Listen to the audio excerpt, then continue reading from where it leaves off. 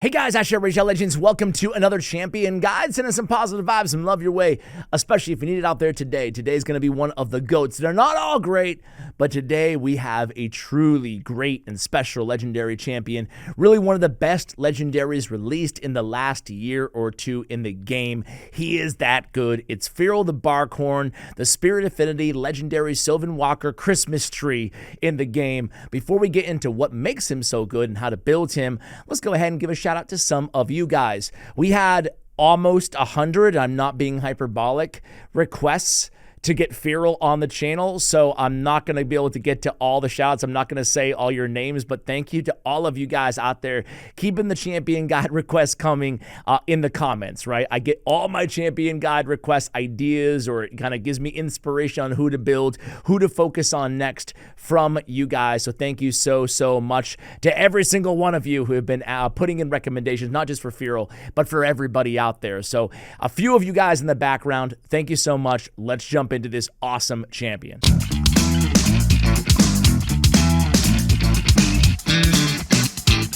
All right, guys, so let's take a look at this dude's kit. Man, he is the Christmas tree, right? He looks like such a Grinch, such a curmudgeon, does not like being a Christmas tree, but really cool aesthetics about him, right? Like, it looks cool. He's one of those champions in the game that truly, I imagine a lot of players who, maybe new players out there, or just players who haven't been watching a bunch of YouTube videos, might pull him and think, yeah, pretty good, but nothing amazing. No. He's amazing. He's S tier. He's a 5 out of 5. His base stats, they don't jump out the page at you, right? Some nice tankage on the defense, but that's really about it. Everything else is average at best. He's a defense-based champion. His aura is resistance in all battles by 60. It's a pretty good aura, pretty good all-battle resistance, but again, not the highlight of his kit. His Clobber Trunk, I love the name of his abilities. His A1 is a straight-up win booked, 100% chance to place a decreased speed for 2 turns. He is an elite and S-tier Iron Twins champion because of that A1. If the target's a boss, he'll ignore 20% of the target's resistance. Really powerful, usually ignore resistance abilities are reserved only for mythical champions and require mythical skill tomes to unlock. So really nice that he has that built into not just his A1, but also his A2 ability. This is the Boreal growth? Yeah, sure, Boreal. Everybody knows Boreal. 3-turn cooldown when booked, attacks all enemies. 100% chance of placing a decreased accuracy and a block buffs for 2 turns. Again, if the target's a boss, ignoring some defense. On a 3-turn cooldown, this is fantastic for a bunch of areas in the game. But, of course, for Hydra Clan Boss, it really jumps out being an AoE block buffs ability. On the A3, Aurora Cloak.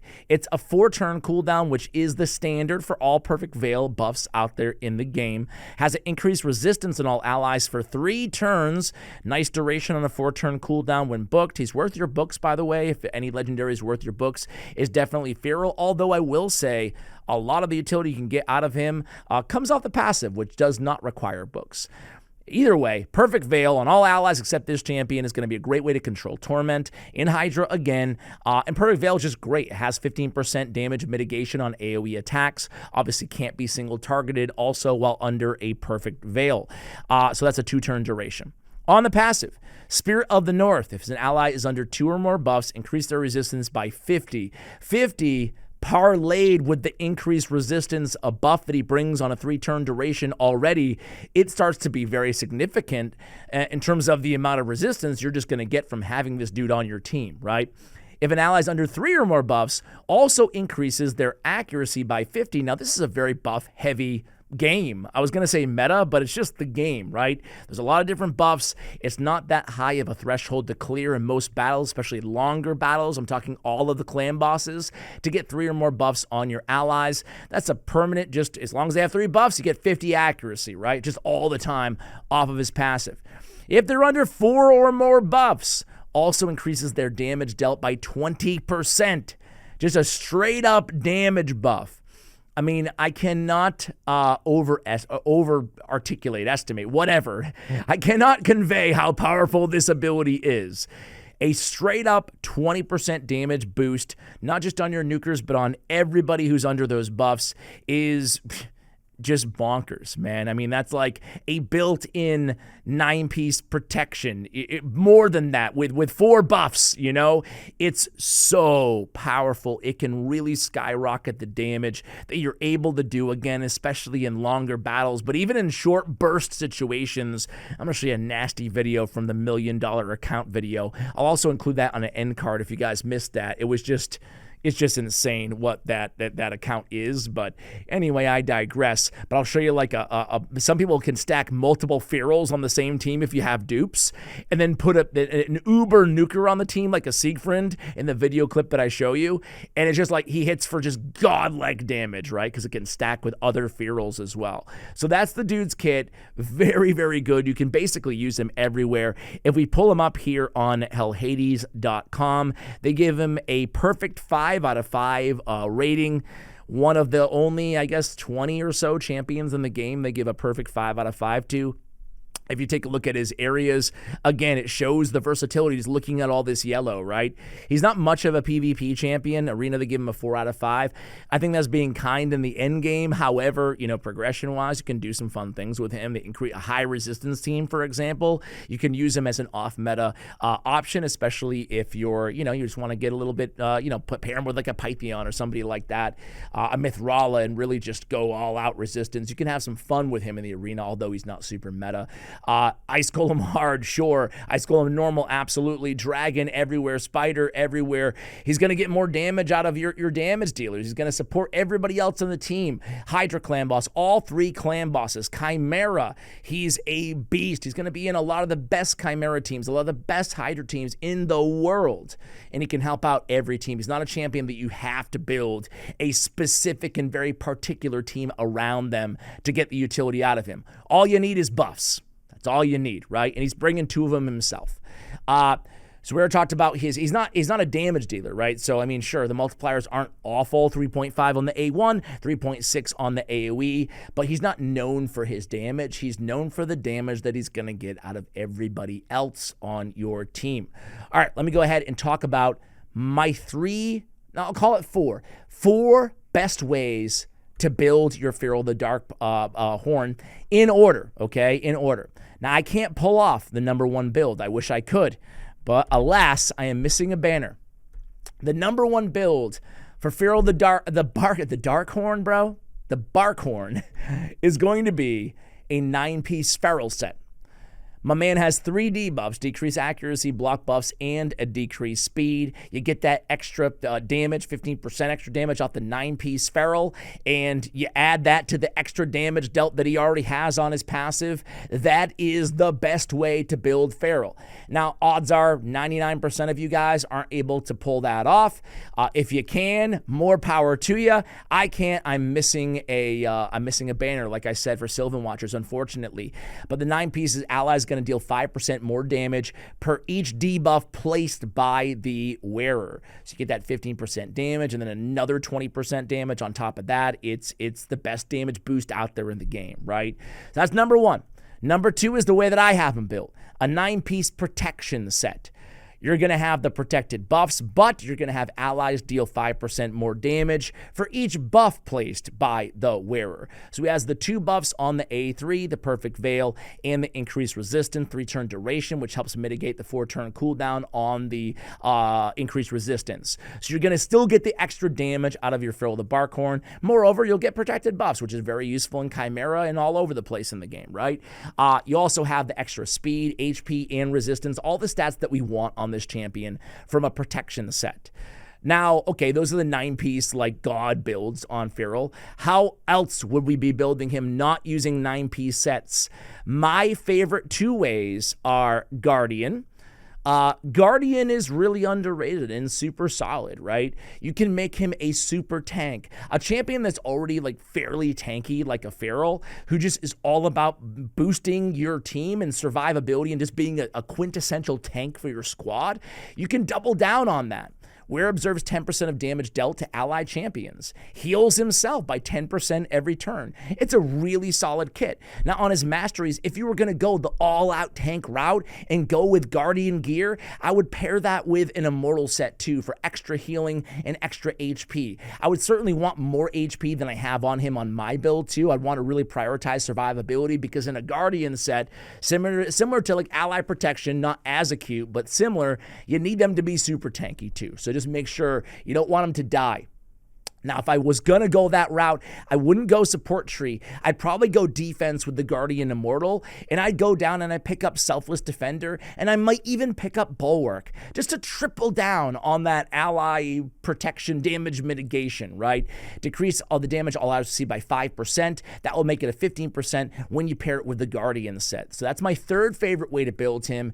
And then my last way to build him is some combination using 2-piece sets of Perception, because accuracy and speed are both necessary on this champion, right? Especially accuracy, an Immortal set, right? So maybe 2 Perception, 1 Immortal, maybe 2 Immortal, 1 Perception, maybe triple Perception, right? If you need the accuracy. If you don't need the accuracy, maybe you just go with triple Immortal. So those would be my favorite builds for Firrol the Don't Call Me Dark, Call Me Bark, Ash. It's right there in the aesthetics. Horn. All right, so my total stats are going to be 70k, 4600, 321 on the speed. Little bit of resistance and accuracy is good enough at 346 for where we're using him, right? I would say as a fifth, just random shout out, Affinity Breaker, right? Iron Twins, final stage is magic affinity. We really want to land the decreased speed. We want to land the decreased speed against Chimera as well. So that's another consideration for you guys out there. Affinity Breaker, definitely an underrated artifact set, albeit a little niche out there. So what do we have on him? Well, I have attack on the stupid banner. Why do I have attack on the banner? Because I only have 1 protection Sylvan Watcher banner. That's why. So I say this a lot on the channel. But when we talk about these uber, like the Firrol set and the protection set, the 9-piece, I'd rather have the 9-piece than go with something else, right? Even if it means one of the pieces, especially the banner, ends up not being exactly what you want for the champion. So that's not ideal. Ideally, we'd have HP, or ideally we have accuracy on our banner, right? We have HP with some crit damage on the amulet. We have defense on the ring. We have speed with speed on the boots. We have defense percentage with accuracy, or defense percentage for an ascension stat is ideal, or HP percentage as well. We have crit rate on the gauntlets. The damage, I'm at the point on my account where I'm really just trying to min-max everything. I'm still trying to get some damage, but building in with crit rate and crit damage is not imperative. It's a nice to have, but it won't make a massive difference in terms of the damage, but you're leaving a little bit of damage off the table. Even with the crit rate gauntlets, a 5-star, I'm still only able to get my man with, 70% crit rate. So, still haven't gotten there totally. We're looking for speed, a little resistance, survivability on our substats, right? The cool thing about him is he works really well even if you don't have your best gear on him, right? You can reserve your best gear for other defense-based champions like a Marius or whatever. Like wherever you are in the game, there's probably better options for your best gear because you don't need it on Firrol, right? As long as he's staying alive, he's going fast, he's landing his debuffs, you're good. You're good. I had Hatter's reserved because I have a million of these stupid relics. So I'll just take the HP, right? I don't even know what I have. Crit damage, whatever. It's just like whatever, okay? So I'm just going with what I have on the relic there. I have Brimstone on him. It's not going to be the first choice for a lot of players out there. I think that the first choice is probably just going to be Cruelty on Firrol the Barkhorn, right? Get in there and decrease the target's defense. Everything helps. Everything counts in terms of decreasing defense on your team. So I think that's a great option. I was using him on a team where I had no Brimstone, no Smite, and I threw it on him, and I haven't taken it off. It is nice to have that extra debuff, the extra damage against Chimera, but I think Cruelty would be the route that most players would recommend. Blessings. I have him in a Chimera build you know, if you will. So I went down offense. I ended with War Master. Super simple there. I did go support tree. I picked up extra accuracy. I like rapid response, a chance of increasing turn meter whenever a buff cast by him expires. You could actually argue that going with Arcane Celerity is a better choice for the same reason that Firrol is slightly better maybe than Protection. But again, Protection brings things that Firrol doesn't bring in terms of the protected buffs. So you can make a case both ways. Debuffs can get resisted. Buffs cannot. So, you know, you can still make a case for rapid response. I love Cycle of Magic, and I love Lasting Gifts on this champion. Lasting Gifts, most people probably realize by now, but in case you don't, it can extend the duration of a Perfect Veil. That's really powerful. It almost feels like Perfect Veil intuitively should be excluded because it's a premium buff that only a few champions in the game actually have, right, on an AoE. But yeah, it can be extended. So I love Perfect Gifts and the combo of Master Hexer on this champion. The only way you'd want to pick up Sniper is if you're not booking your Firrol, then you definitely want to pick up Sniper for that decreased speed on the A1 ability, and on the A2 you do need books to get those debuffs up to 100%. So there it is, guys. There's the build. Let me show you him in we talked a little bit about Iron Twins. I threw this team together just in preparation for the video. It's a, what do you say, an end game free-to-play team? Not really, with all the +4s on there, but everybody's farmable, but they take forever. A Marius, a Lydia from Faction Wars, a Mikage from the Fusion, a Mithrala from Hydra, and Firrol, right? So I'm just bringing him in here and putting him together and seeing what they can do against the Iron Twin. On the ally attack, he places that decreased speed. Keep in mind that the Iron Twin, you'll mitigate all the turn meter increases if he's under that decreased speed. So we can get that initially off the ally attack. Just keep in mind he can get weak hits, right? Which he just did there. So actually, no, he did land the decreased speed. My bad. So decreased speed, that's really going to control the Iron Twin. And the nice thing about this team is man, Mithrala is nasty in Iron Twin. She's really nasty everywhere, but she can actually kind of solo the Iron Twin, especially when he gets low on health, just with her poisons on her A1. So even if Marius dies or something like that, will still be good. What I love is pairing Firrol with an ally attacker, right? That way you can get that decreased speed more dependably landed, especially if affinity is going to be an issue for you. So he's also basically tanking for this team, right? He's putting his smite down, no big deal. Team did pretty well. 1 minute flat, right? 1 minute flat, considering we just kind of threw him in there. So not bad. His damage wasn't actually that bad there either, right? So good job, Firrol. That smite helping the War Master as well.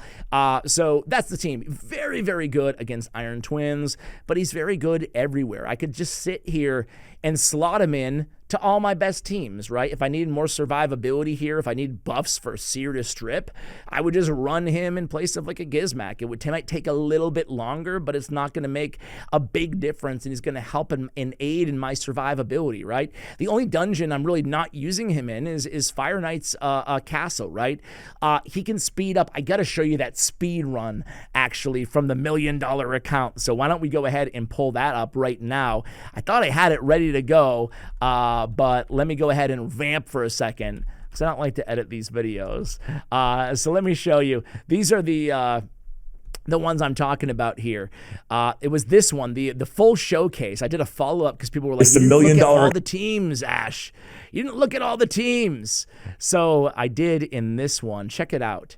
This kind of shows a little bit of the power of these endgame Firrol teams. I'm just showing you guys this, not because I can't build this team. None of you guys watching can build this team, but it's fun to watch, at least for me. So check it out. He's going to go in. This is the Odin event dungeon, excuse me, right? So we have a double Firrol. You can barely see it there. But 5.5, it happens so fast. Double Firrol on the team. You looked at a 3-second farm, final stage of an event dungeon. You look at this guy's teams, right? He was using so many on like speed runs, Firrol teams. Not this one, unfortunately, right? But basically, there's another one. Look at this. Little Miss Annie, Shogun one shot with 3 freaking Firrols. Are you serious? A 2-second Phantom Shogun run with 3 Firrol the Barkhorns? Yeah, you know what? Again, it's not realistic, but it reiterates how disgusting this champion is at really boosting your damage on those single hits. 3 Firrols is insane, right? I mean, we're going to get those buffs on the champion vis-a-vis, I think, Shuzen, and then we're going to get those massive damage boosts. Really crazy what you can pull off. Guys, I would love to end this video by going in. Well, I'll show you a quick battle. I'll show you a Hydra quick battle. Let's open up this chest. I'm so bad right now, guys. I am not going in there, and yeah, I guess I'll roll it.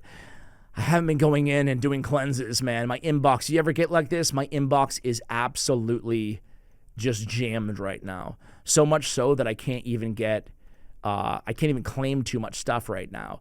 Anyway, let me go in, and I think I was using him on, I just want to make sure that the team I was using Firrol on wasn't the team I was going to do when I do my next showcase, right? But anyway, you can throw him on any Hydra team. I'm not going to show you a quick battle. Who cares anyway, right? But you throw him on any Hydra team, and he's going to do you really proud, right? What was the team that... Okay, this is my main Firrol team here.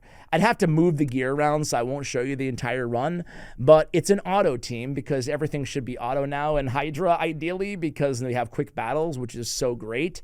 But I run him with Lazarius as a reviver, and I just run him on this squad, and I mean, there's enough buffs on the team between Lazarius, between Firrol himself, and between Lydia that I get that massive damage boost on my Geralt and on my Turvold. My main damage dealer is on this squad, but it doesn't matter which team you're using. You're just gonna, I mean, let's just look at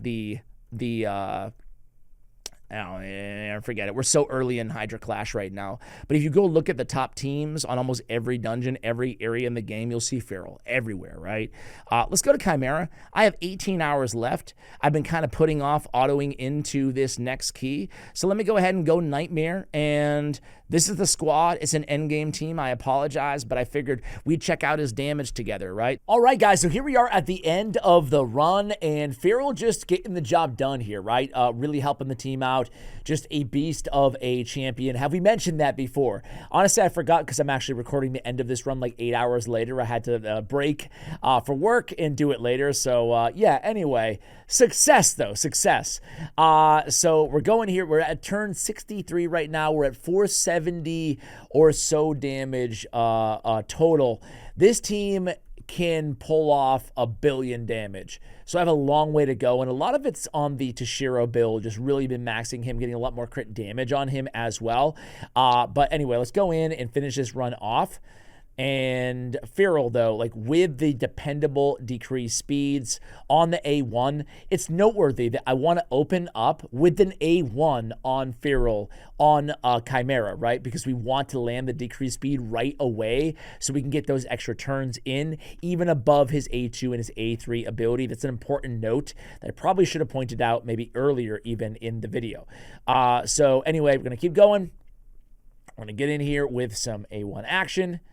And then in this situation, we don't always have to use the A3. We already have everybody under Perfect Veil, so we're just going to go in with the A2 ability here. We get a weak hit, unfortunately, but basically he's a simple champion to kind of use, right? We can just go auto here. There's only one turn left anyway. Can we hit the 500 million, excuse me? I said a million. I meant 1 billion earlier if I said that. It doesn't look like we can, unfortunately. So I've definitely scored better, but we did this run like mostly manual with some auto mixed in situations like this, as long as you have your priorities down. We still hit 480. Not too bad. Can we get the clash points up just a little bit? I don't know. No, we can't. Oh, bummer. But we're going to lock that in. Not too bad. Firrol, obviously, nothing's going to show up on the stat sheet on this dude, right? But the magic is in the past. The magic is in the A2, the A1, the A3, his entire kit. So we absolutely love him. He's a beast everywhere. I hope you've enjoyed this guide. We'll lock that in. We got 10 trials as well. So let's see what we get here. And let's see how we're doing in Chimera Clash. Ooh, look at that. 2 juicy mythicals.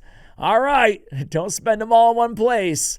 But man, the clan, what do we get here? A revival blessing. I forget. Is that the revival turn meter one? Am I in? I'm locked in.